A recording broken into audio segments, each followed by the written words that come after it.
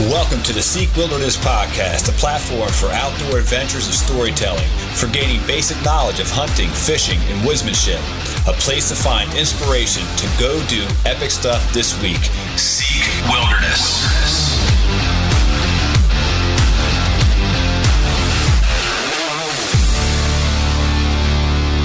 All right, we are live. Welcome back to the Seek Wilderness Podcast.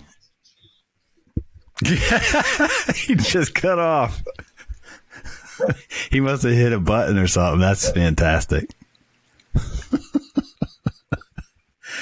Do you see him, Dieter? No, he dropped off. There he is. What happened?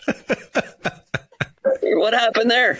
Would you get a little too excited, Todd? Was that me that dropped off, or the whole thing? Okay. Yeah, man. I didn't touch it. Let's keep it rolling. This is great for TV, man. Is it? How you doing? I'm doing good, man. Good. How's your weekend going? Busy. Being, worship pastor, we had an event Saturday. We're recording this on Palm Sunday. I got 2 more events and then Easter. So this is like a very busy time of year, but I'm looking forward to this conversation, this, next hour or whatever it is, just to kind of escape what's been going on. But I mean, in all, it's good. I got an opportunity to get out, shoot the bow some, got the ARD sighted in nicely, hitting dimes. That was actually really, really easy. Like I was a little worried about taking it off one bow, putting on another bow, but no problems. And Tim out of Adjustable Red Dot was very helpful and set me up straight with everything that I needed and all. So I saw you got out and did some scouting. Yeah, hit some wildlife management areas this morning with the dog. The old Archie bunker. Nice. Yeah. Good deal. So this week is something that I've been waiting a long time with. As a matter of fact, when we were talking about starting a podcast, before I was ever thinking about doing a podcast, and you and I got it going, I always said, I got to get Dieter on. So Dieter Kochan is live with us today. And Dieter, thank you for joining us, man. Why don't you go ahead and tell people that maybe possibly been living under a rock the last 5 or 6 years, and give a little bit of your background, where you're from, what you do, and all the good stuff that makes up the killer that you are, man. Sure, yeah. Glad to be here. Thanks for having me. Mm-hmm. So I grew up in Madison, Wisconsin. So growing up, I played hockey a lot, and I got into fishing and hunting, and then I had met a guy I was playing hockey with in high school, and he was nice enough to bring me along with his family. And that's where I got my bow hunting start. That would have been like the late 80s. And that was just kind of grinding it out on public land. It was good because I had the freedom to do whatever the heck I wanted. I mean, I was picking my own trees. It didn't have any success, but, it was kind of learning the land, what worked, what didn't work. And then after high school, I went to Northern Michigan University, where I played hockey up there and got a taste of UP deer hunting and kind of the culture surrounding it in Michigan, which is a real special thing, despite the kind of the bad reputation that I think Michigan hunting gets. So I hunted when I was in college, when I could get away. We usually had Sundays off, and I was able to get out and do some bow hunting. And then over Christmas break, when I'd return back to Madison, then I'd usually, I'd hit the woods for probably a week solid. I should have probably been on the ice, but I was in the wood chasing deer. And after college, I was fortunate enough, I played 10 years professionally, and that kind of brought me all over the United States, where I was mostly in the minors. I played some in the NHL, but a lot of the teams were on the East Coast. So I bow hunted Kentucky, Massachusetts, New York, Connecticut, and then I was in Maine for a brief bit, but I didn't really hunt there a whole lot. But I got to see a lot of different environments. Kind of had forced me to be well-rounded and forced me early on to be mobile, just because I didn't know if I'd get traded or called up. I couldn't have tree stands in presets. I pretty much had to run and gun and find spots quickly and adapt. And that kind of just shaped how I became as a bow hunter. And after playing professional hockey, I entered the Michigan State Police recruit school and I ended up getting stationed up in the UP, and I've been a trooper for 15 years.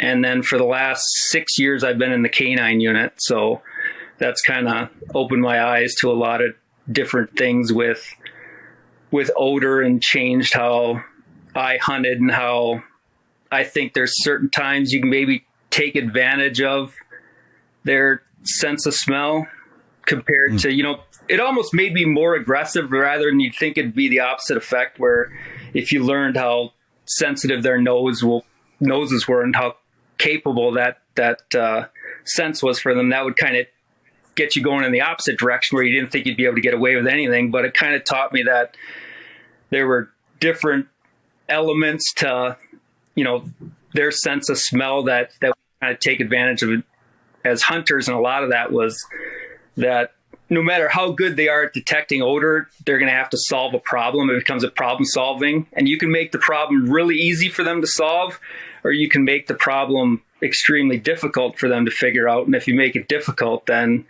you can kind of get away with more than you think you might be able to. So what would that look like? I'm curious, like, how would you create a problem? Well, the simplest problem for them to solve would be a person on the ground directly upwind. So right, okay, at a level that they can detect very easily, and they judge distance by odor concentration. So they'll make a decision how far away they think you are to whether or not they think you're in trouble. Well, when I was training the dogs, when I started putting people in trees, especially the first couple times a dog encounters that, they're slow to figure out the problem. They detect the odor, but they'll be running 50 yards in that direction, 50 yards in that, and keep coming back to it till they can figure out what the heck's going on. And eventually they figure it out and they'll look up into the tree. And that's the first time. Once they do it one time, they can solve it a lot quicker in the future. So an elevated find is the most difficult thing for either a dog or a deer to get an accurate distance measurement for how far away they think that person is. So if you can see this with most of the guys who think that you can beat a dog, and I don't think you can beat a dog or a deer's nose, but the guys who think you can beat it, they happen to be pretty high in trees. Mm-hmm. So the height's probably one of the biggest factors in the results they're seeing, because at a certain height, if you go high enough, the odor will never hit the animal on the ground, whether it's a dog or a deer. So there's a benefit of height. And then also the thing with height, I saw some unique things where the dog, once you put a person in a tree at a certain height, they look for things at that height, but they'd sometimes miss things lower or higher than the height that they normally see things. Because I've had people hiding on the ground where whatever was happening with the wind or the odor, where the dog was getting something that it recognized from before, and it thought the person was in the tree, and it would look up, 12, 15 feet in the tree, and the dogs are trained to bark when they find the person. So the dog's looking up into the tree and barking, thinking the person's up there, but the person's on the ground. So they'll cheat the system and look at different heights. And I think that's where people are having more success lower than you would think, because the deer don't learn. They don't watch podcasts. They don't learn talking to other deers. They only learn from their own personal experiences. So if they've seen people on field edge in maple trees, they're going to look at every maple tree in a field edge. But if there's a little scrubby, crappy tree that they've never ever seen someone in, they're going to bypass that and look to the areas where they think people might be. So when people start hunting in that 5 to 10 foot range, normally those are trees that other people aren't hunting in. So I think there's a benefit to doing things different than everybody else, obviously. And you can get away with different things at different heights and kind of mixing up what you do based on what the deer have learned in the past, because I think that, they're going to make their decisions based on their life experience. And a pressured deer has had more kind of negative life experiences that it's learned from than, a deer that hasn't had any consequence for any of the mistakes it's made. So those deer are going to be more alert in situations where they've encountered trouble in the past, which I think, I don't hunt over bait, but people who have ever hunted over bait know how alert that deer is. And that's just a situation where they're at the top of their game. They've had negative encounters in this situation in the past, and they're going to scope out every single tree to make sure it's clear, compared to if you encountered that deer in a totally different area, it's going to act much more naturally and not be doing the same things that it does when it reaches that destination area. Man, that's some really, really good information right there. That's, you don't hear a lot of people talk about, and they probably can't talk about it like you can talk about it, being what your field is and the experience you have with critters that are using their noses to identify things. That's huge. And that really puts a lot of, I don't know, necessarily closure or proof to a lot of guys that are hunting low right now. I think, though, I think it could be eventually, if everybody starts hunting at 10 feet, like you're saying, the deer are going to get the background and the 10 foot, maybe 12 foot or lower. They're going to start looking there. Right now, they're used to looking at 16 to 18 to 20 feet. Does that make sense? Does that make sense? Or yeah, I think so. I mean, it's just going to be based on their encounters. Because I think hunters, like when you go scouting public land, you can probably see where there's a stand from 100 yards away. Like, okay, that looks like an area that people hunt. That's the kind of tree that people like to hunt. The deer are gonna, if they encounter a person in that type of a situation, especially if they have a negative encounter, that event is going to be imprinted in their brain. And when we train the dogs, like when we get a dog, they have zero training. We go down to Lansing and we train the dog for 14 weeks. And when we get the dog, they don't know the sit command. They don't know this. They don't know that. And we have to train everything into the dog. And the basic dog training, if anybody's trained dogs, it's based on the principles of conditioning and positive and negative reinforcement. That's how you train animals. And it's usually done by repetitions, and anywhere from 20 to 40 repetitions, the dog can normally learn how to do, a basic task. But then there's certain events that are called one-time learning. And that would be similar if, a small child touches a hot stove, it only takes one repetition to learn that. So if you create a one-time learning event where if you wounded a deer, that event is totally imprinted in its brain. And anytime it encounters anything like that, it's going to be very hesitant. And, it's going to remember what it smelled at the exact time that happened, the position of its body, what type of area in the woods, and it's gonna avoid those type of situations because it doesn't know what happened. It just knows something bad happened, and my body was in this type of an environment at this time. And as a hunter, that can be extremely difficult because the deer can definitely scent discriminate where each one of us smells differently. So if a deer had a very negative experience with me, it'd be more difficult for me to kill that animal than a different person because it smells any amount of odor associated with me. It's going to associate that with danger and be way more alert than if, somebody else came in there. It's still human odor, but it's not that one odor that all of a sudden something went burning over my back. Dude, So that's crazy, man. So in effect, like you often hear people that buck was hunting me. I mean, I've heard that mentioned several times on different podcasts, like in the situations where a hunter they have that one target buck in mind and they'll put 50, 60, 70, 100 sits towards that buck. And now it's to the point now to where that buck has that hunter's scent and is now, I mean, you're saying like if I went in on my first sit, which would have been this guy's 85th sit, I may have had a better chance because he's not smelling the other hunter. He's smelling a hunter, but not that hunter. I mean, that would be my theory, and that's based on... Interesting.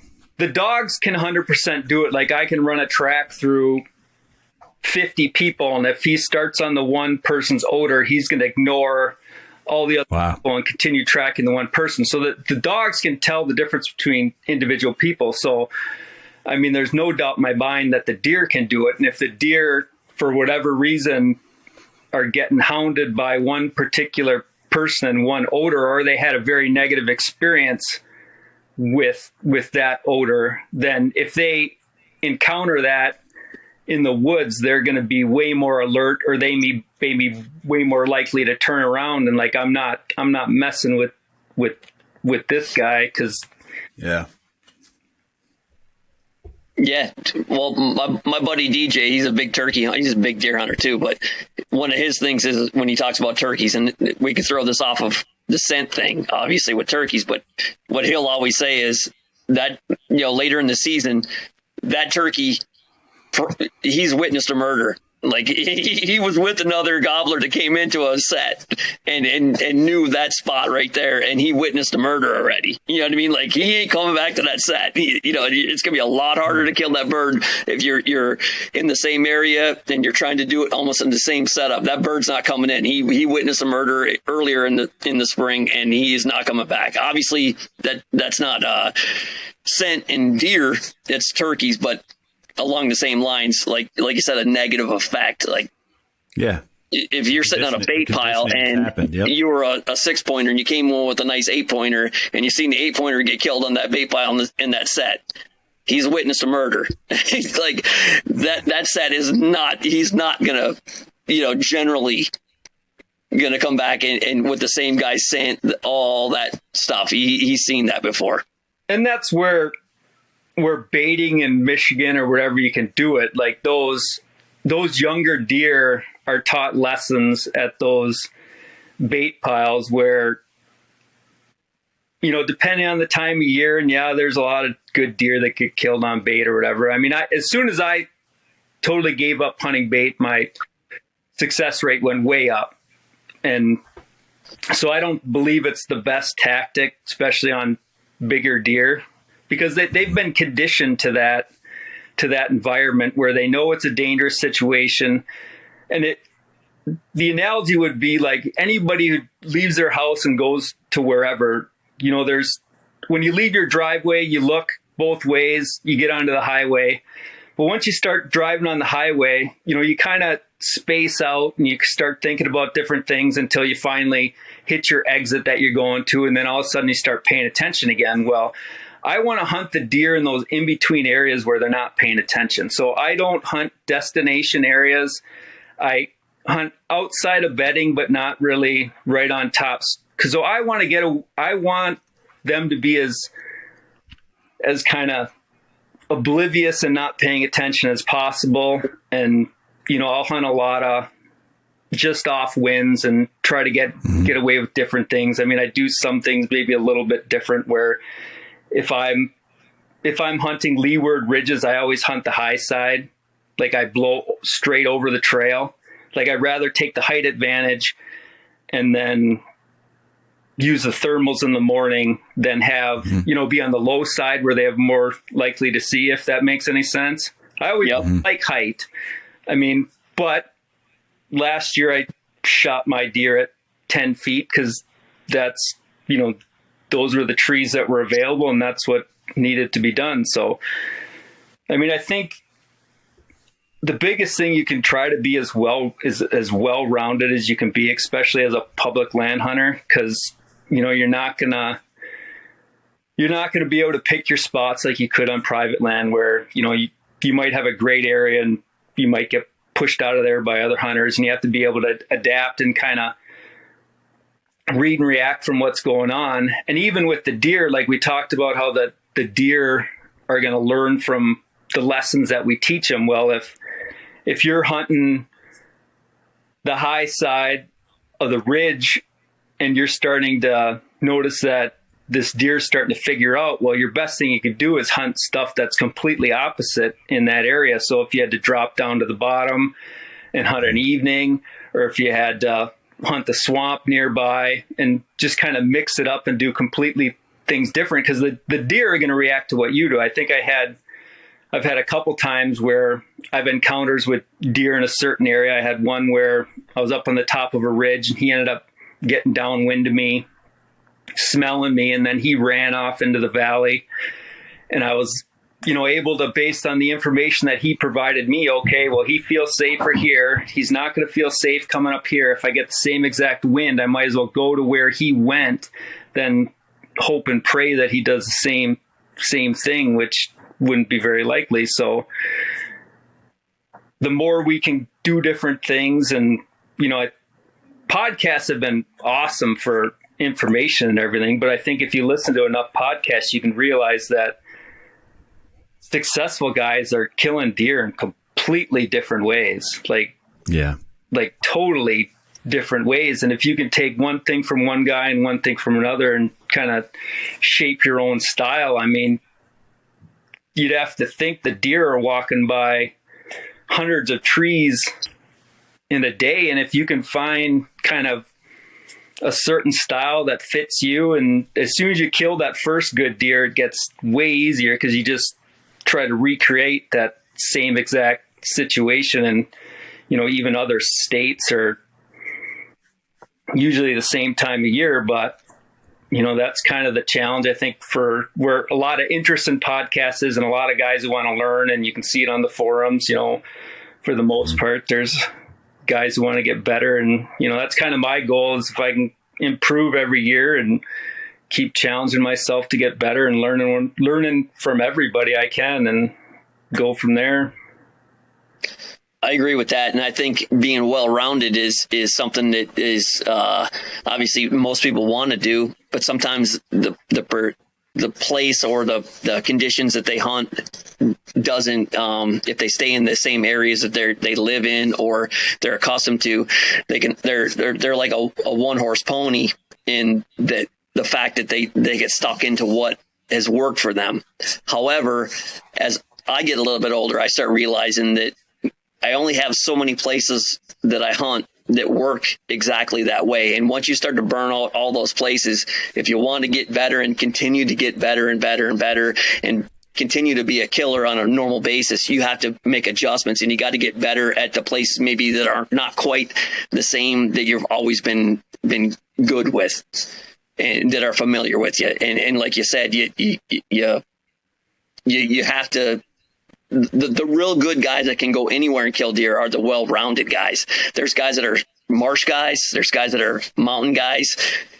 But there's very few guys that can do it all and be very successful in all those places. And I think most people should strive to be good at all those places. And I think when you look at a place like where you currently live in the UP, there is a lot of people think of the UP as like a very mono, big woods situation. But I think when you start to break things down and you start to realize that wait, there's plains, there's river bottoms, there's ridges, there's hardscape, there's softscape, there's a lot of things that go on in the UP, and you've been pretty successful in a lot of different places. Most of the things that I've seen you in aren't exactly the same setup. The videos that I've seen of you and some of the things that you shared on social media, you're not killing deer in the same exact places. You're moving things around. You're going to other states. You're going to Wisconsin a lot and some of these other states. And, you can't think that Madison is going to be a lot like the UP. I mean, there might be some little patches that are a lot like some of the patches that you hunt in the UP, but it's a totally different thing. And, this year here, I think, if I'm correct, you killed a good buck. You and your brother, I think, did well in Wisconsin. Is that correct? Yeah, I got one in Wisconsin this year. And then last year was a Michigan buck, and then the year before was in 3 states. So yeah, that kind of the thing about like anybody like with a bunch of deer on the wall, it's never easy. I mean, it's a freaking battle every year. Yeah. It's so easy to do these podcasts and make it sound easy. Mm-hmm. And I mean, it never is. Like, I can have my theories and make it sound like I got it all figured out. But I mean, if anything that I pride myself on, I think it's like just grinding it out. Like, I'll go from the beginning to the end if that's what it takes. And you know, there's a lot of times I think where guys are gonna, especially guys who haven't had success, are gonna lose confidence, and then, you know, whether that forces them to sleep in the next morning or take a day off or cut their year short, you know, that right there is probably the difference between them and the other guys that they think that maybe know what they're doing. Because the last 3 Michigan bucks that I've shot were, the one was December 16th, the one was December 27th, and the other one was December 29th. So I mean, right at the end. And I mean, mm-hmm. I'm fortunate enough to hunt, you know, quite a bit and have a supportive wife who lets me do it. So I mean, I'm taking 2-3 weeks off during the rut. So I mean, I'm pounding it. I mean, I wish I was better at like short term, you know, couple day hunts, but like I've been kind of, you know, I can get them figured out in probably a week is like my kind of style, I guess. But yeah. Well, I think it goes back to your is that you're consistent year over year. You're consistent. But I wanted to go back a little bit because something that just stuck in my mind was you said you started to become more successful as a hunter when you decided to stop baiting. And I was wondering if you could just like give us some more detail on what exactly you mean there and what that looked like as well. So Michigan's obviously, and in the UP you can still bait. So it's a baiting mm-hmm. culture. So when I started with the state police, like I kind of like the first couple of years, I didn't really even hunt Michigan. Like I was like, whatever. Like I'll go to different states, and then I was like, there's got to be deer here. So I mean, I started looking around and I was actually surprised at the quality of deer that I actually started being able to find. And, you know, typically I'd go down to Wisconsin, I'd hunt for a couple weeks, you know, I'd be perfectly happy not seeing deer for 2 days and then coming, you know, then able to shoot one on the third day or whatever. And then you come back to Michigan and for whatever reason, you feel like you needed to bait, you had to bait. And if you didn't bait, then you weren't going to see anything. Yeah. I was having, you know, it wasn't even worth hunting for me because I wasn't seeing anything I wanted to shoot over bait. But then the first year I stopped baiting, like I was like, okay, I'm going to do what I do in other states. I'm just going to do it in Michigan. I don't care anymore. Like, I'm just going to do it this way, see what happens. So then I went into basically just hunting scrapes. Like that was for where I'm at. That was kind of the only predictable movement I could have. I mean, there's zero ag. I think the closest ag to most of the places I'm hunting is probably 100 miles away. So there's no ag. So it's like, well, I'll just start hunting scrapes. And I was running cameras on scrapes. And I remember and it was actually a particularly good year where I was seeing, I could see as many as 8 bucks in a day sitting all day. And they'd just be running these scrape lines and, you know, seeing good bucks.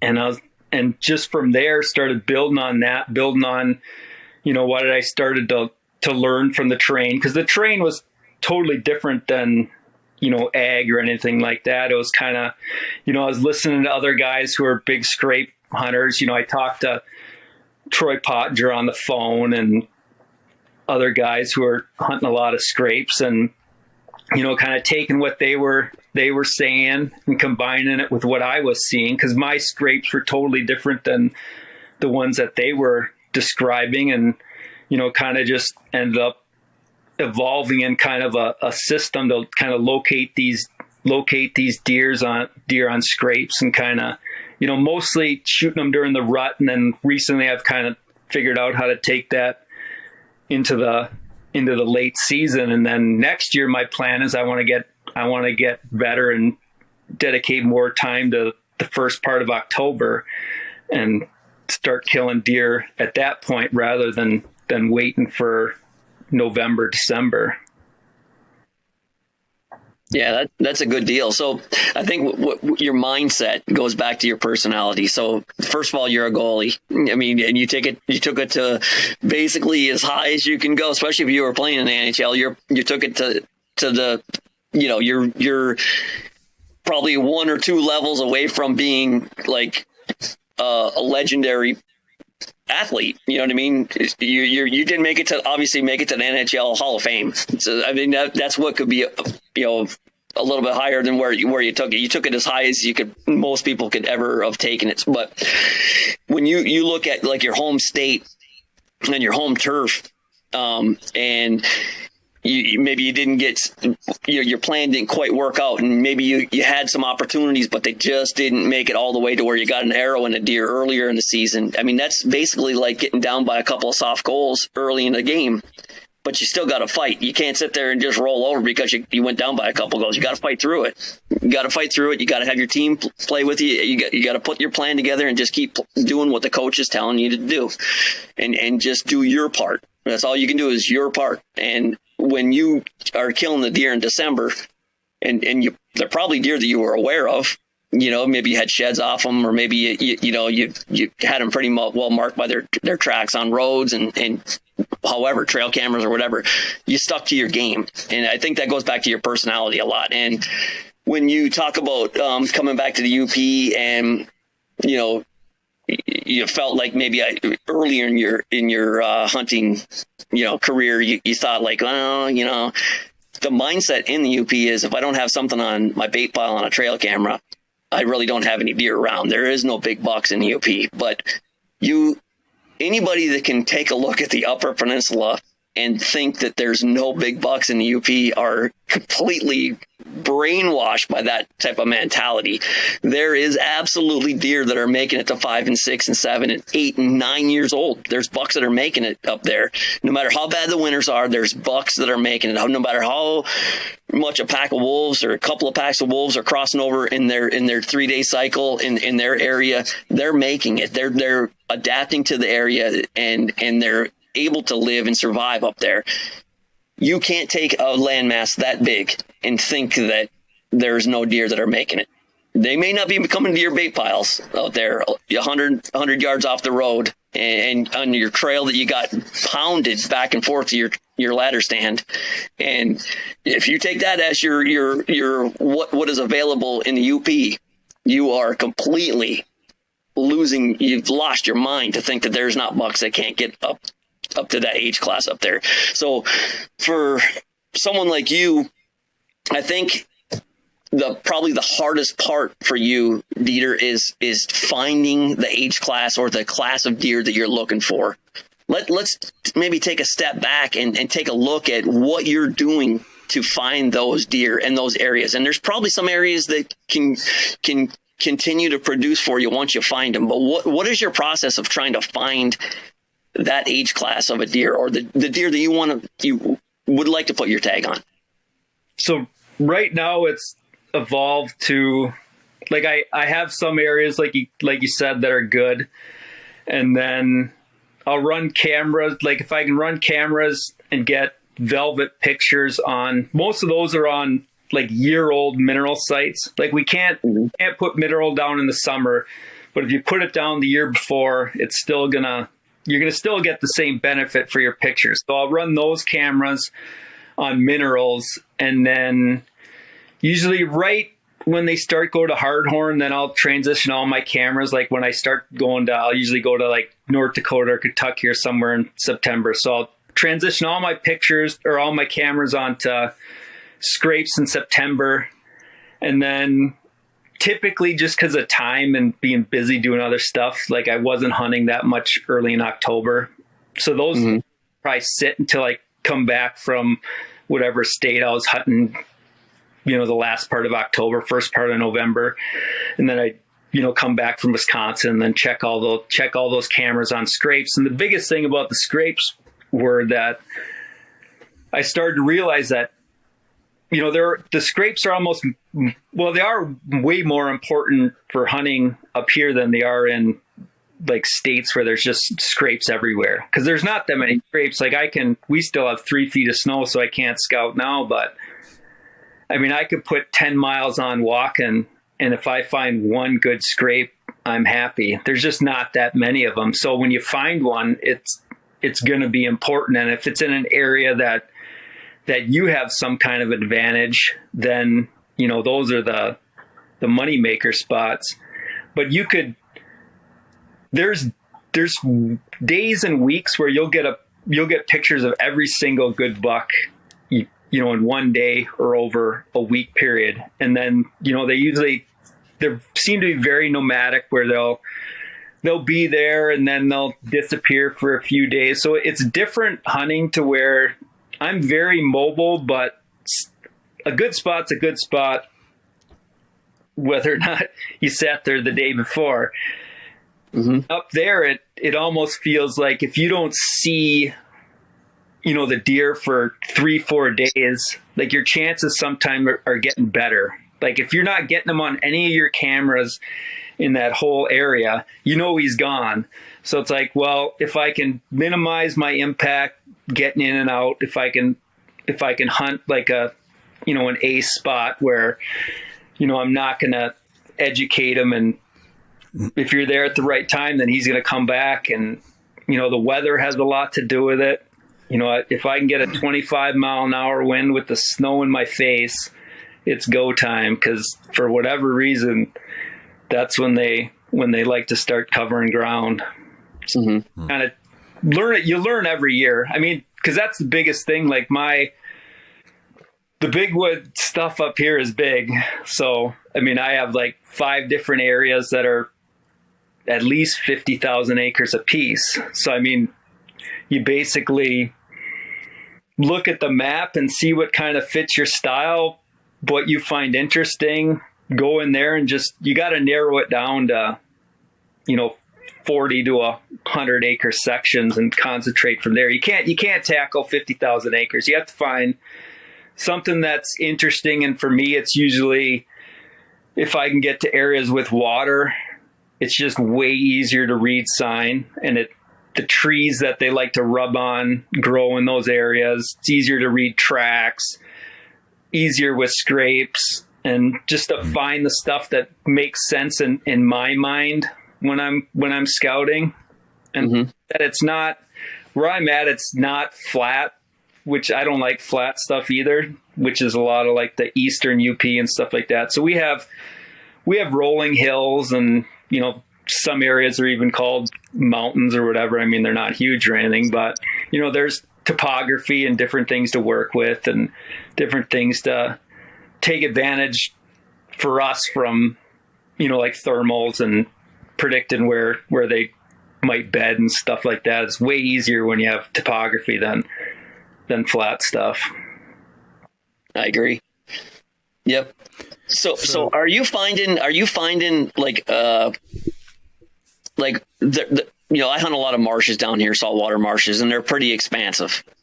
But one of the things that I'm finding compared to like a farmland deer or whatnot, like farmland deer, you can predict beds, you can predict that scrape that they're hitting, you can predict food pretty well because they're in small, even though it's a big, huge area, like say there's 100 acres of crops and there's only some strips of woods around there. Maybe on the backside of it drops down to a creek, and there's a creek that is like an area that they can move along that creek at night or whatever in between a bunch of different farms or whatever. It's pretty predictable. But one of the things I'm finding in like marshes and what I've always kind of found in the UP is deer on more of a cycle, and like a 3 to 5 day cycle to come to those areas. Is that something that you're finding up there too? Yeah. I mean, talking with the old timers, and just for whatever it's in my mind is like an 8-day cycle. 8-day cycle? Okay. Like big loops, and like I have no idea where they bed. Like, I think they're nomadic bedding. I don't know if that's the wolves or what they do. So, and there's not like you said, like farm country. I mean, once you've hunted it for a while, it's really easy to know where the deer are and what they're doing compared to like the big. I think that's why the big woods thing is so simple, because people want to know where they bed and want to know where they're feeding, and you don't know either of those things. Right. You have to. I mean, it can change, and they browse way more than you think they do. So the only thing that I can predict movement is like really good scrapes.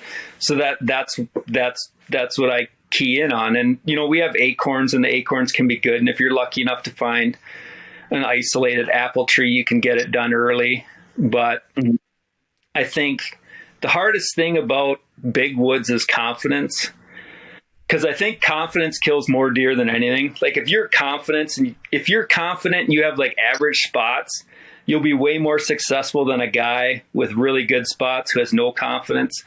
Because when you're confident, you get up in the morning, you make your way to your tree with a purpose. You're not sloppy getting into your tree. When you're in your tree, you're paying attention. You're not on your phone. So that when you do finally get a chance, you can take advantage of it. So, you know, no matter what you're doing, if you made up your mind yesterday that you're going to do this, you might as well have confidence while you're doing it.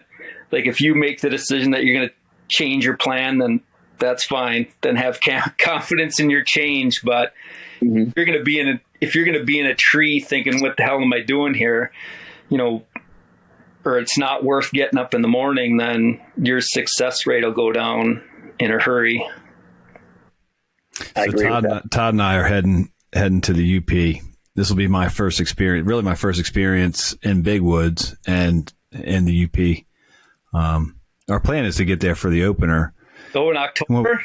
Yeah. And I think, what do we have, 6 days, 5 or 6 days? Yeah, 6 days. Try to get something done. Yep. So, and we got 2 days of scouting and then 6 days on. So hopefully we'll hit them on that cycle. Yeah. as they come through. October's really hard in big wood. Like, unless you figure out where to kill deer in October, you have to know where they're feeding. Where they are. Like, that's the thing that matters. So, I mean, if you could, for me, so my plan next year, I found a couple places that have some ag related to them. They'll end up looking around, and then apple trees and oak trees, and kind of taking what I've learned from late season stuff, because the late season stuff's been all oak tree related, kind of pointing that at getting it done in October, because I'd love to kill one in October and then be able to go to a different state. So one of the things I saw one of the videos that you did with Lone Wolf Custom Gear for Lone Wolf Custom Gear, and I wanted to kind of ask you. I mean, you mentioned earlier that your only option, because you know, being playing hockey and being in the minors, could get called up or traded or whatever the case may be at any moment. Like, you were forced to be mobile. What time of year was that? Like, meaning, when did you start being mobile, and then how that transition also into like the partnership that you have with Lone Wolf Custom Gear?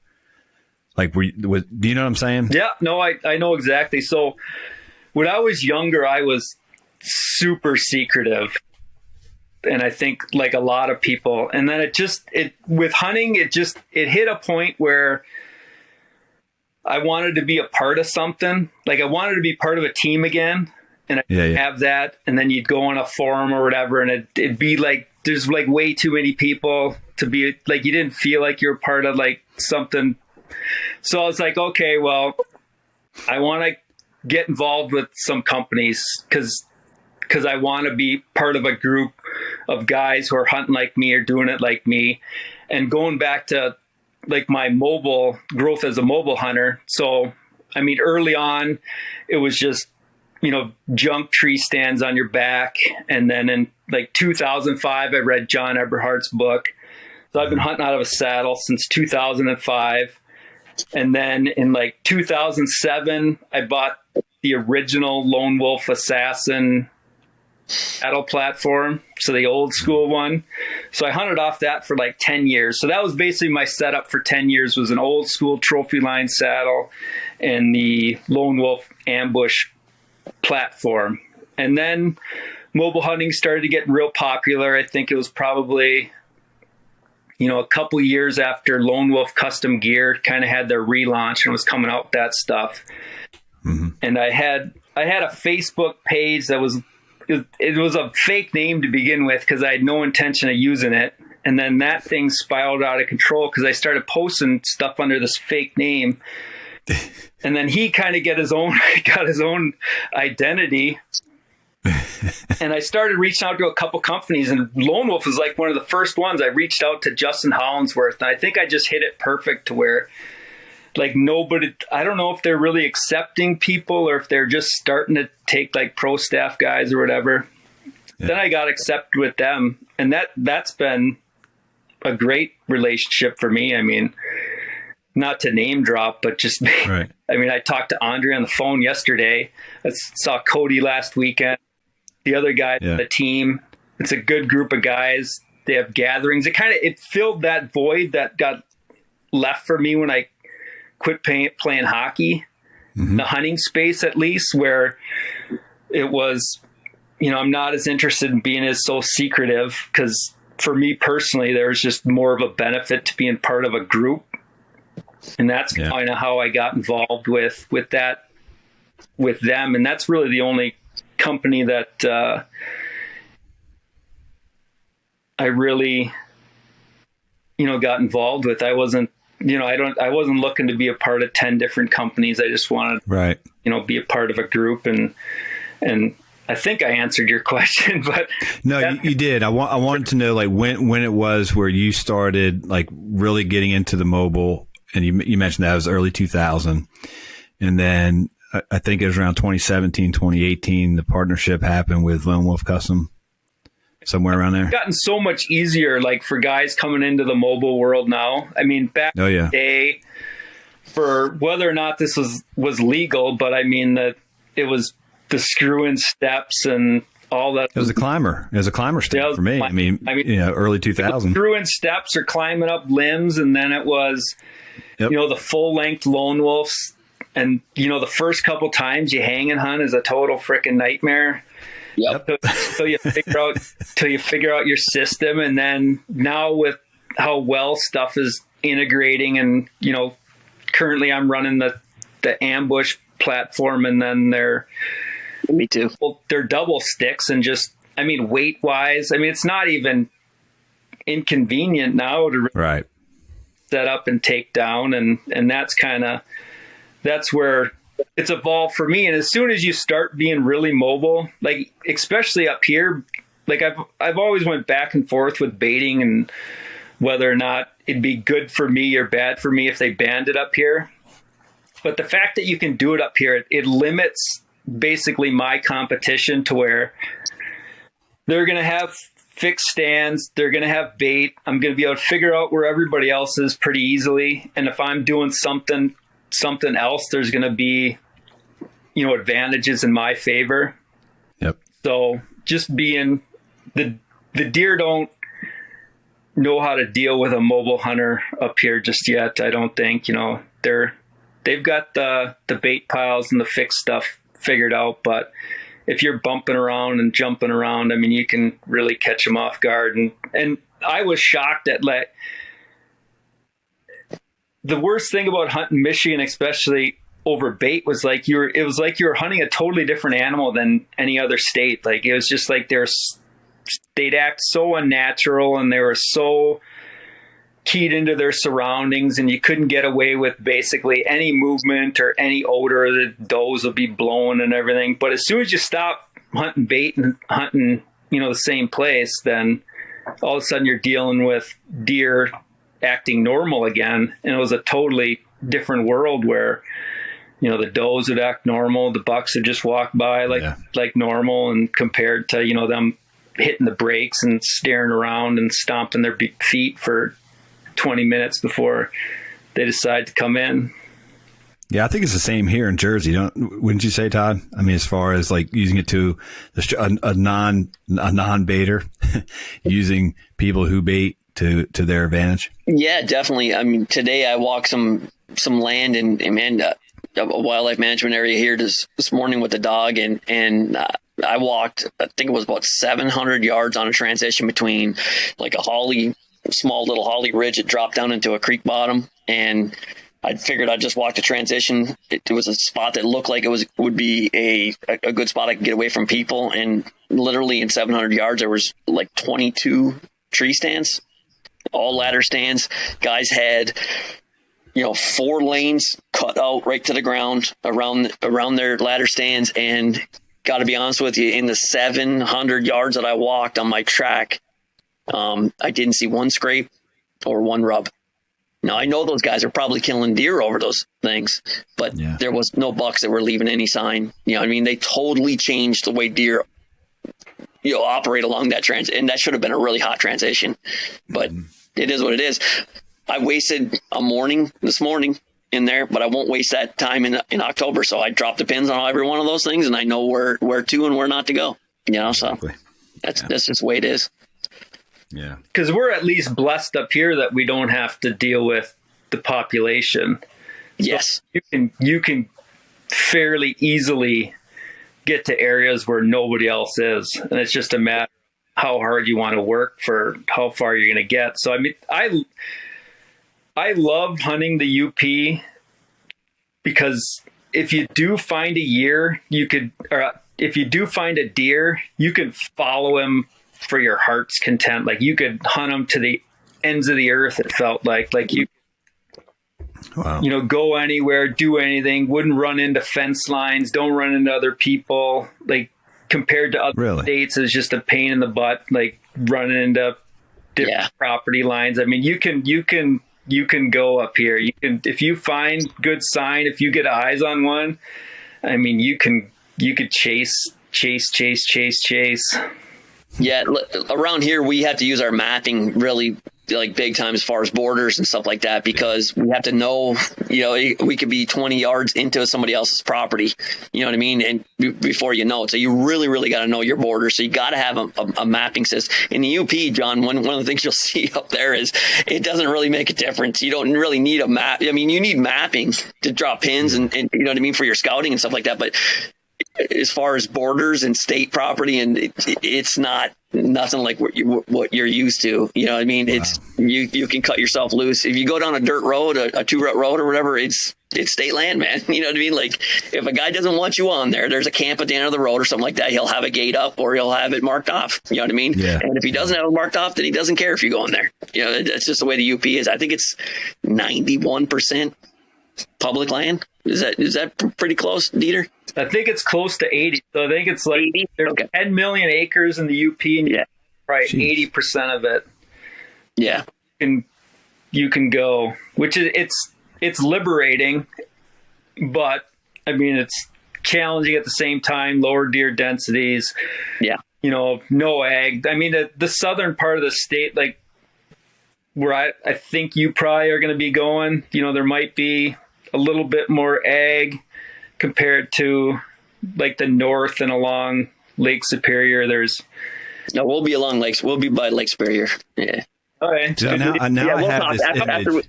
After we stop recording. I have this image that Dieter and like one other trooper just driving up and down this one road in the UP, basically their entire shift. There's 2 highways, so.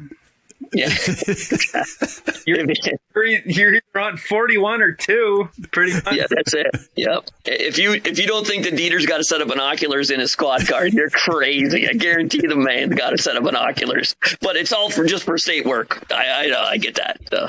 Yeah. So the other thing you mentioned, like if you're willing to put in the work and put in the effort as far as going in deep, and we do want to, we're at 55 minutes here. So we do want to talk about the electric bike, your company there. So this is your opportunity to tell us all about it. Yeah, tell us how you got into it too, and what made you think of running them, and you know, and that.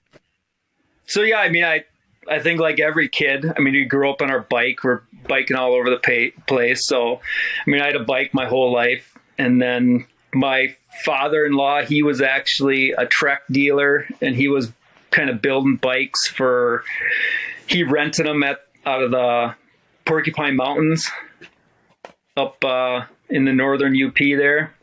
Yep. So I got to know kind of bikes through him, and then it was probably 4 years ago, I started using a fat bike for biking, and right away that first year I was using that, I shot a really good buck that had triple bases, and I wouldn't have got where I was going. It was just too much work without the bike. So right away I saw where the bikes, there was a benefit. And then I started researching the electric bikes, and I wanted something that was high quality, and I was looking at the big names in the business, the big three: Rambo, Quiet Cat, Baku. And just looking at the costs, and I was like, what the heck? I mean, what's making these? Because I knew bikes and bike parts, and it's like, well, what the heck's on this bike that makes it so much better?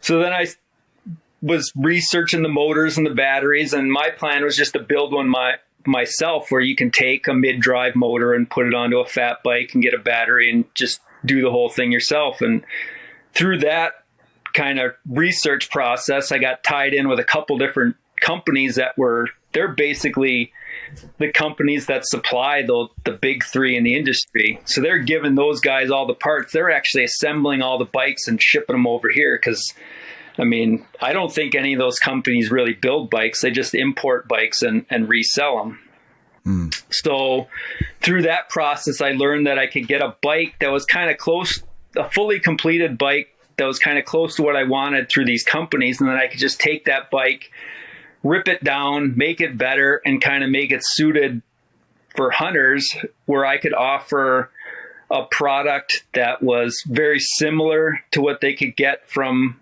one of those big name companies for probably $2,000 less. So that's what I'm building right now. I'm building mid-drive e-bikes, just because mid-drives, I don't think anybody will really argue, those are the bikes that are going to climb the steepest hills, and hunters aren't interested in pedaling and getting sweaty. So I wanted bikes that can climb hills, that had high quality batteries, so you don't start your house on fire. So all the batteries are certified and tested to where they're quality products, and those are the bikes that I've kind of marketed for hunters, and I've kind of taken it to a new level where I'm kind of doing some things that are pretty unique, where I offer two different bikes that are single speed bikes, so they have no derailleur. Guys are constantly ripping derailleurs off on tree branches or corn cobs or whatever. So they're bikes with only one gear, but that one gear will climb any hill you need it to, and the max speed is about 16 miles per hour. Because the first batch of bikes I sold, guys weren't shifting them. They were just leaving them in that one gear anyway. Well, why do we need all these gears? If you guys run it in this gear, we'll just get rid of the derailleur and make these bikes, kind of suited for hunters. Because no company offers those bikes, because they don't appeal to a wide variety of consumers, where a lot of consumers outside of the hunting industry are interested in top end speed and being able to shift the gears and get some exercise, where most of my clients are middle-aged men with money who aren't interested in pedaling. So give them what they want, give them something that's not going to break down. And that's kind of where my company, Stealth Hunting EBikes, was born. That's awesome. So I got some questions about that. So for one, like, I've been scouting and did some winter hunting in our Pine Barrens. It's a state forest, and I'm not sure exactly the regulations, but I don't think they allow e-bikes. Is there like a certain level, or do you know anything about some of the regs, or is it just a crapshoot? Every state's different, or what? So now we're going to get into the weeds here. Okay. So the federal classification for an e-bike, if it's 750 watts and low. It's classified as a 1, 2, or 3 class e-bike. So a class 2 e-bike is technically a bicycle by law, where it's not considered an electric or a motorized vehicle. So the goofy things is the motors are programmable. So I sell 1,000 watt mid drive, but if you go into the settings and you drop the max speed below 20 miles per hour, it's technically running at 750 watts. Okay. Like the single speed's mechanically not even capable of exceeding 20 miles per hour.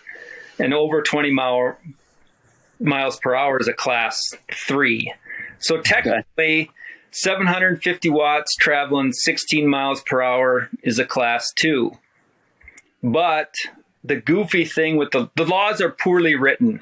So as a state trooper, if I wrote you the ticket and for me to prove it in court, I would have to seize the bike and have an expert testify as to how many watts it's running at, which is never going to happen. Otherwise, it'd be possible for me to win it in court. Like when I write somebody a speeding ticket, there's case law that establishes the legitimacy of that ticket. And I have to meet all these different elements of how I operated the radar and how the ticket was written to win that ticket. So none of these cases with e-bikes have made it very far. There's a couple cases where like people have been caught with drugs or firearms that have gone in the criminal direction that might end up making it through the appeals process. But so far, the courts have only made the rulings based on whether or not the bike had pedals and what the maximum speed was. Okay. So I didn't really answer your question, but like Baku, so Baku's been around forever. They have the exact same motor as I'm running. And on their website, they say that their bikes can either be a class 3, 2, or 1 based on if you go into the settings, drop the watt, and then if you detach the throttle, then it's technically a class 1. So technically, they're not motorized vehicles. So it'd be if a bicycle is allowed in the area you're talking about, then these should be allowed in the same area. But it'd be up to your local prosecutor. I mean, I could go out tomorrow and write a bunch of bad tickets. I can't guarantee what somebody else is gonna do based on their interpretation. So I'm on it's stealthhuntingebikes.com. That's your website? Correct. All right. I'm going to share screen and pull this up. I'm going to try to see what happens. There was one similar company, so we'll see what it is. Should have a picture of me with a deer. See what happens. Yep, that's it. This you. So yep. This is you here. And then these are stealth bikes here. Different. Now are these all class 2 or? I mean, they're all 1,000 watt mid drives, but you can go into the settings and drop the watt. I got you. And the thing with dropping the watts is with that motor, you still get 160 Newton meters of torque. Because probably half the bikes I sell to are guys who have 750 watt mid drive Rambos, which are less expensive, which is why they end up buying them. But those bikes don't have the torque to climb hills because it's the low end torque that climbs the hill. Uh-huh. You need that 160 Newton meters to, once you get going where you're not going very fast and they're just going to start climbing up the hill. That's how you climb the hills is with the torque. But yeah, so those are the bikes. And then I just entered a partnership with another company that they're fairly well known, which they're on that site too, was Frey. So I don't know if Frey makes the Baku Mule or if it's the exact same bike. Like it has the exact same parts and everything. So then the bike I'm selling is like $3,500 and then the Baku Mule is $5,800. So, and I mean, if you look at the parts on paper, it's the same parts. So I mean, I'd be, with how popular e-bikes are, I'd be really nervous if I owned one of those big companies, because I can't, like, as soon as people wise up to that you're paying $2,000 for a sticker, I don't know how they can. Well, they just need more people like you, right? To do the research, open up a company and build competition. Yeah. Yep. Yeah. So competition, and because the problem is, I mean, you can buy a really cheap e-bike, and either it's going to have a small motor or it's going to have a cheap battery, and cheap batteries are extremely dangerous, because those are the batteries that are starting on fire. They're not, because the battery is a bunch of small battery. It's basically like if you put lithium batteries in your trail camera, like, it's not the exact thing, but it's basically a bunch of those connected in that battery. So if those are welded cheaply or configured poorly, or the battery management system isn't very good, those are the batteries that are starting on fire and burning houses and apartments. Yeah, they're charging them forever, and then they're catching fire, right? I heard about lithium batteries catching fire. I started unplugging all my stuff, man. So there's testing process, and I don't know the exact numbers, but it's like UL certification. So a battery and a bike that's passed that certification has gone where the batteries are load tested. They're tested for, water resistance. They're tested with the chargers, where the chargers will shut off and where you can't overcharge them, and where you're not going to have those types of problems. And then it's the same thing. The bikes are actually tested the same way, where the bike's electrical system is tested to withstand loads and different things. I mean, I have lists of what the tests are, but those are just, if you're going to buy, I could care less if anybody buys a bike for me, but if you buy a bike, do some research that if you can find out if the battery's certified, if the bike's, you're always better with a somewhat more reputable company than, you're obviously going to save money if you went through like Alibaba or something like that. But right. I mean, you're starting to play with fire. And I think that's why, to this point, why people are so willing to pay the extra money for, a big name bike, just because they're kind of getting those insurances. But as more and more companies and competition, people start to recognize that, there's other smaller bike companies out there that are putting together quality products.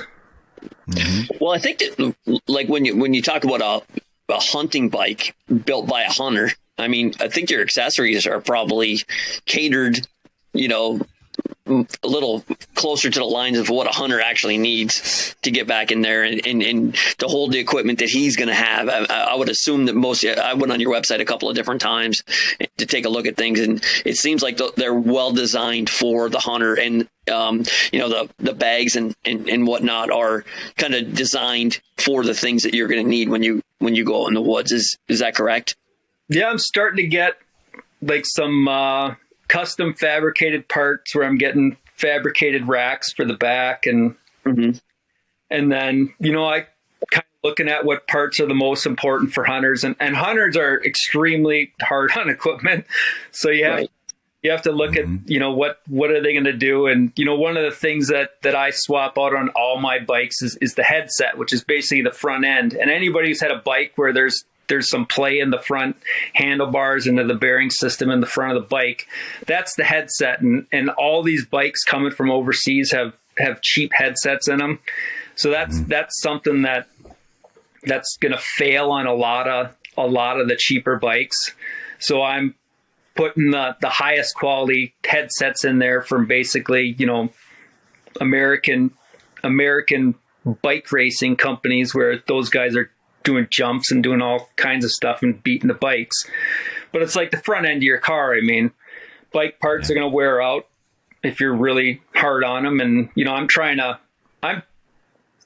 to provide the highest quality product for the money. So a lot of value for what you're spending. Cause the easiest thing for me would be to build an $8,000 bike.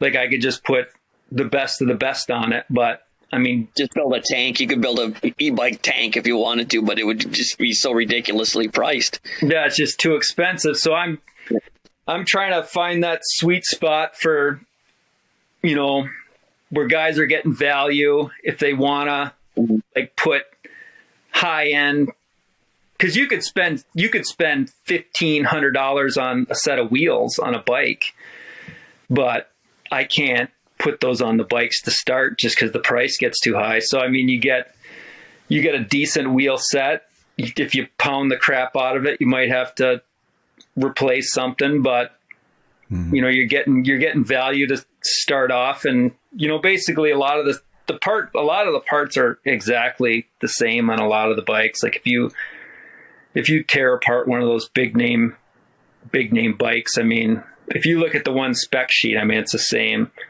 brakes, same almost everything on the bike. It's just, I mean, a e-bike's just a collection of bike parts with a motor and a battery. So, and my batteries are the exact same. Like my battery would fit in one of their bikes. The motors are made by one company. Bafang makes all the motors. So it's the exact same motor, battery, and then just a collection of bike parts. And most of the bike parts are exactly the same. That's good. So what are some of the other things if somebody was to invest in an e-bike? Is there other things? I mean, obviously you probably need a pump for tires, and you know, what are some of the other things that are like necessities that you should get when you buy a bike?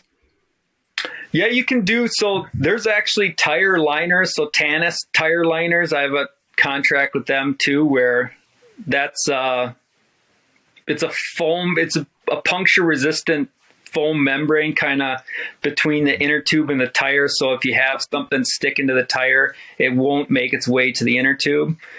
And then there's some flat out and stuff. So you can basically make the tires so where they won't go flat. And even if they do go flat with the Tanis, because it's such a thick foam, you can run the tire flat where you can get back home.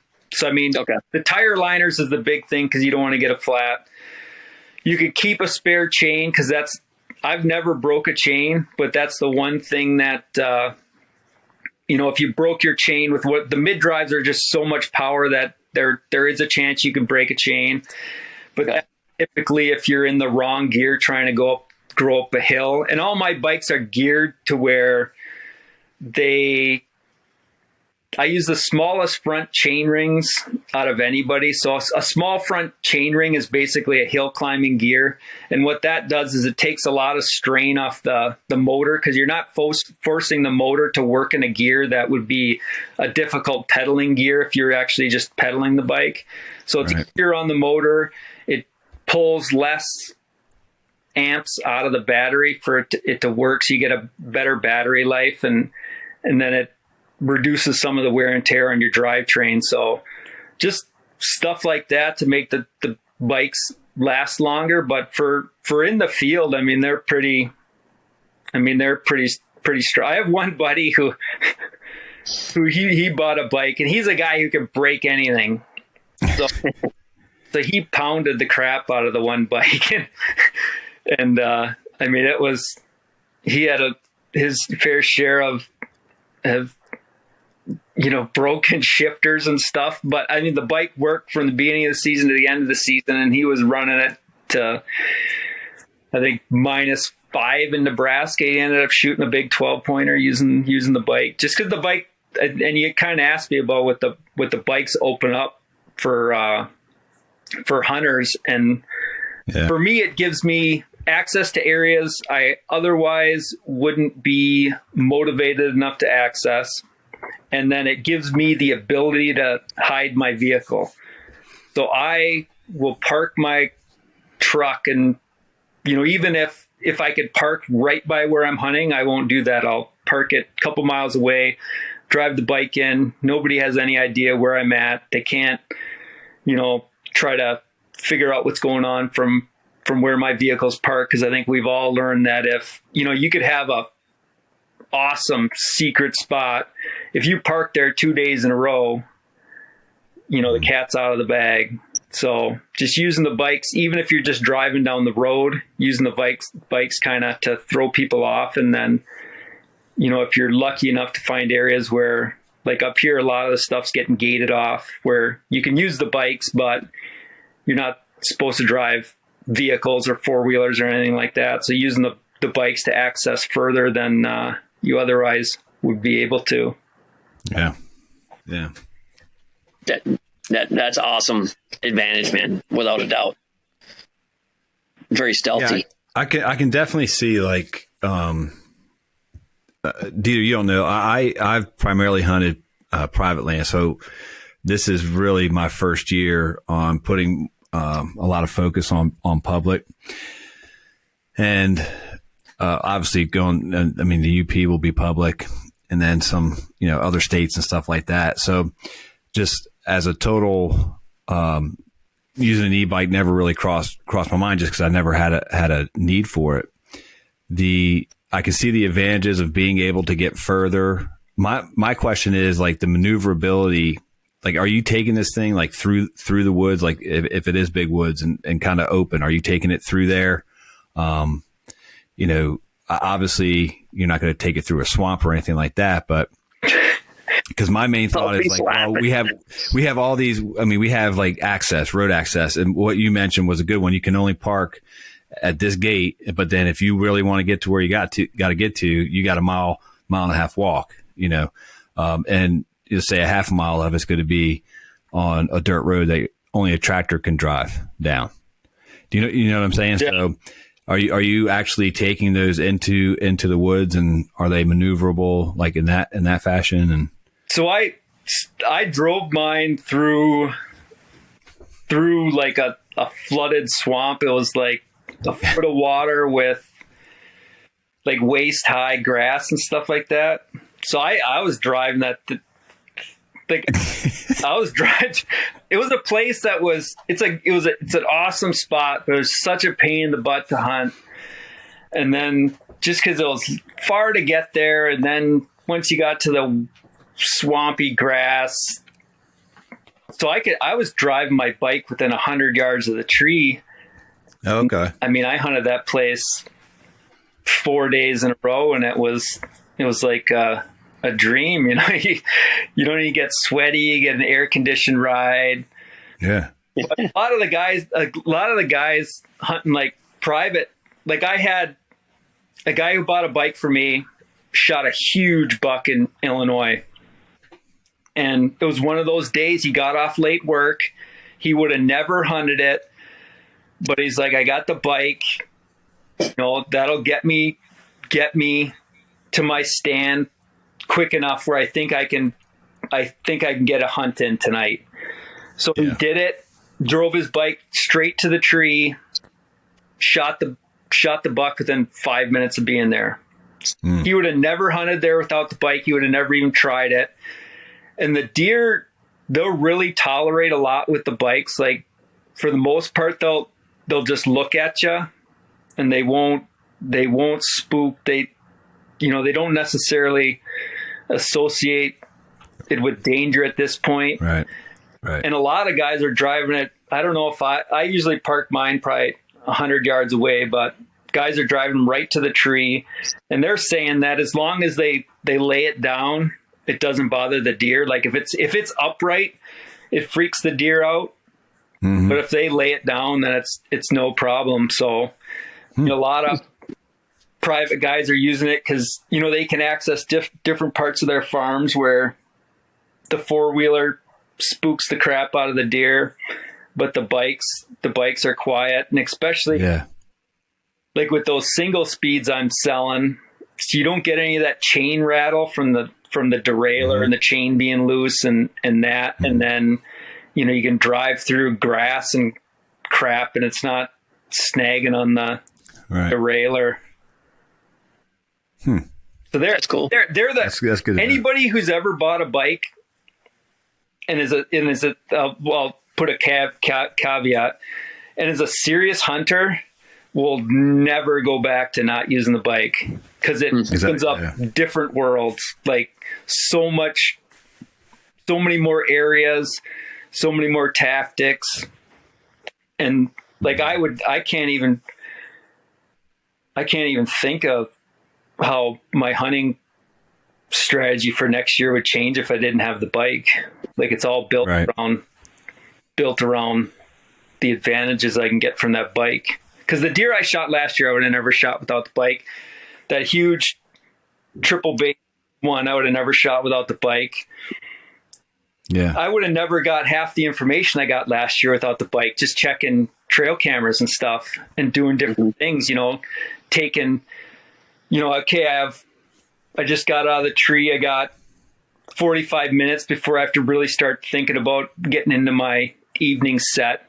Hop on the bike, run here, run there, check a couple cameras, check a couple areas to see if a scrape got opened up, and just using them to get information. Because I think we all know that information kills deer. The more information we have, right, or we're going to be able to make the right decisions. And those bikes just, unlock a lot of information that you just wouldn't have the time to get otherwise. That's really cool, man. I can definitely see the advantage of time saving going in and coming out. Definitely see that. Yep. All right. That's awesome. Well, Dieter, that's a pretty good story. That's actually a really, really good background on you and, what led you into the e-bikes. And I think that people should go on, Stealth Custom EBikes, go on there, check them out.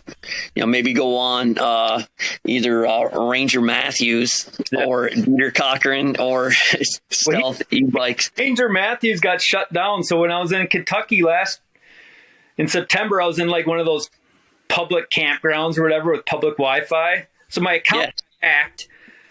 So then I had to prove my identity, which is kind of hard to do when it's a fake. Yeah. So he got shut down from Facebook. So then I had to start over completely with my real name in September. And then the e-bike company I'd actually started under Ranger Matthews' name, and he was the moderator for the Facebook site or whatever. So I was locked out of that too. So the original company was Stealth Custom EBikes, and I had to change it because Ranger Matthews got shut down, and I had to change it to Stealth Hunting EBikes. So that's funny. So where is the best place to keep dibs on you, see how you do throughout the hunting season, to check out the e-bikes? What is the best platform? So on Facebook, I go under my real name, Dieter Kochan. And then on Facebook, it's Stealth Hunting EBikes. And then on Instagram, you can either search my name, or I think I'm at Ranger Matthews on Instagram as kind of a tribute to my old friend. But he's on Instagram. And then I just started Stealth.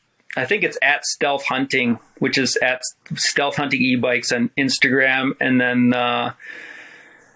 the website is stealthhuntingebikes.com.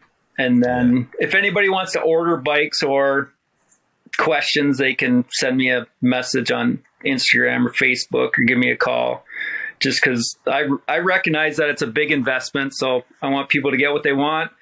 And then, if stuff goes wrong, I'm going to take care of them. I had a guy last year whose battery fell off on his way to Kansas, and I overnighted him a battery to where he was staying. Because, I hunt. I recognize guys got limited vacation. They need these bikes to work when they need to work. So I'm going to help them any way I can. Yeah, that's huge too. If you're making that kind of an investment, obviously your stuff is a little more economical than some of the other brands out there, probably because of marketing and all that kind of stuff that they're putting into their stuff. However, someone that actually has a bike background, and you're going to be able to contact the guy that is making all the tweaks to the bikes before he sends them out and design the bikes and set them up. That's huge. That's like a true American, down to earth mom and pop kind of support that you get from a good product. And that's what people, I think, want when they buy something that's, and like you said, an investment, into that. That's huge, Dieter. Yeah, because I build every bike. Like there's a lot of guys who are drop shipping bikes and doing different things, but every bike comes to me, comes out of the box, tear it apart, put it back together the way it needs to be. And, so, it's kind of, I'm building the bikes. Like, I'm not just the in-between guy who's directing the shipping company where it needs to go. So I know a lot about how they're, like you said, if stuff goes wrong, I've ripped them apart. I know what's going on for the most part. That's awesome. John, we're at like 85 minutes, man. Why don't you take us out? Yeah, I will. Dieter, thanks so much for coming on, man. It was good meeting you. Yeah, good learning from you. So for everybody listening, rate the show, even if it's bad. Tell us why and tell us what we can do better. So definitely leave comments and share the show. And like we ask everybody to do, go read Genesis 27:3, and that's what it's all about. And until next time, Todd, Dieter, we'll see y'all. Seek wilderness.